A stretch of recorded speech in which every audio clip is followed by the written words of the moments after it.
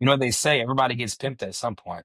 Well, that's what I'm saying. And think about it. When parents don't lay the foundation, that's a form of extortion.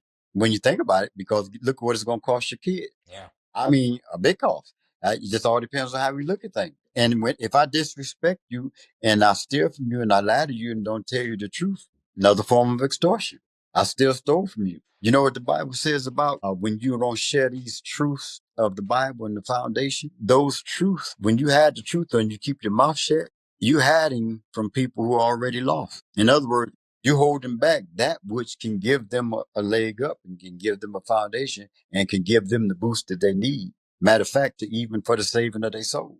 So if you keep that gospel message hidden, it's hidden from those who are lost. It ain't hidden from saved folks who already know the Bible, who go to church, and whose life is on the foundation. You hiding it from the widow and the orphan, the one who needed the most. Physical and spiritual things, again, directly related.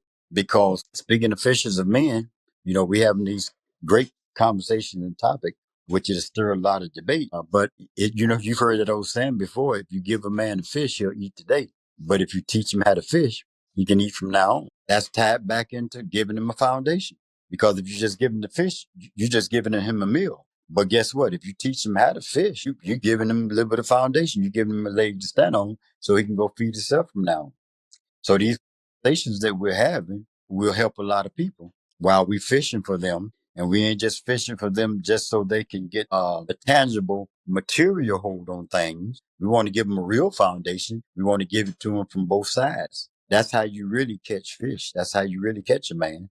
If you can feed not only his physical body, but if you can feed his soul, that's the ultimate foundation that he needs. If his soul is fed, then he'll feed himself. Then he'll feed some other people who are around him. And that's the difference that spiritual foundation makes. Because if you get enough faith in God and you get enough strength in spiritual things, the secular world and the rest of the stuff, that ain't no match for what you know if you got the right foundation. Because that's going to surpass anything secular that you can get. Because the secular things that you attain, the knowledge, the material possessions, none of that would transcend the world that we live in. So the biblical foundation will, because those things are unseen and those things are eternal. And none of us can see past this life that we're living in. That's where the foundation and the faith, the X component comes in at. We know from what we've seen already, a few people get to stay here past 100 years now. There's a few 100-year-olds still living. But as a general rule, between 70, 80, and 90, most people live here.